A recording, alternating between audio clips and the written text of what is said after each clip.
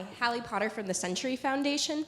One of the legal tests for affirmative action that has been held up by the court most recently in the Fisher decision was that you have to show that race-neutral alternatives are not sufficient to create racial diversity. Both sides have talked about this, but not a lot about the evidence behind that. Do we actually have examples of universities that have seriously tried both racial affirmative action and socioeconomic affirmative action so that we can answer that question? Let me take it to the force side first. Which of you, Stuart Taylor, and then your own, yeah. There may be an example here or there. I see Dean Chemerinsky waving his arms, so I don't want to say anything too absolute. But by and large, the vast majority of selective American schools have been shamefully neglectful of any responsibility they might have to socioeconomically disadvantaged people. They want to fill their racial numbers. They're happy to fill them with immigrants. They're happy to fill them with children of millionaires. They don't care, by and large, about people who drive trucks or taxi cabs and their kids.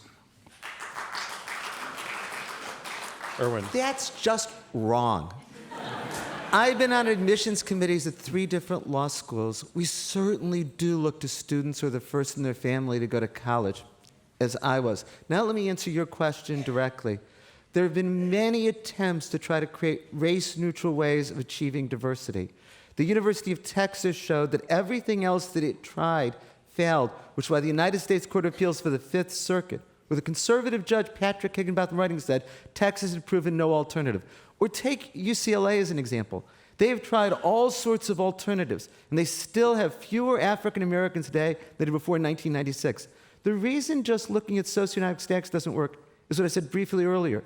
The percentage of African Americans and Latinos who are disadvantaged is higher than the percentage of whites, but the sheer number of whites who are disadvantaged is greater. So focus on socioeconomics, which is important, won't yield racial diversity.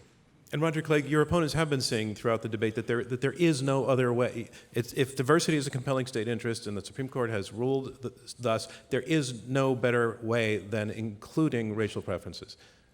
It can't be done. Well, certainly, if what you're trying to do is meet a racial quota, there's no better way to meet that racial quota than by considering race. But Roger, seriously, I'm serious. But the goal is not let's include a racial quota. The Supreme Court's language is diversity is a compelling interest, and so you think it's a cynical argument? Yeah, well, I think that if schools are saying that, well, in order to hit our racial numbers, we really have to take race into account, I think that's plausible. But first of all, I think that Erwin is wrong in saying that the University of Texas has not been extremely successful in using the top 10% plan. There's actually, more diversity under the top 10% plan than there had been when the University of Texas was using quotas. Now they want to reimpose racial preferences on top of the top 10% plan because, and they want to ensure that the African Americans who are admitted come from well-to-do families rather than those poor African American students who are being admitted under the top 10% plan. That's part of the issue that's before the Supreme Court. Deborah, hang on just 1 second. I just need to say one thing for the broadcast. I want to remind you that we are in the question and answer section of this Intelligence Squared U.S. debate. I'm John Donvan, your moderator. We have 4 debaters, 2 teams of 2, arguing it out over this motion. The Equal Protection Clause forbids racial preferences in state university admissions. Deborah Archer. Just a quick point about top 10% plans generally and the one in Texas. They work because there is racial segregation in our communities, in our public schools.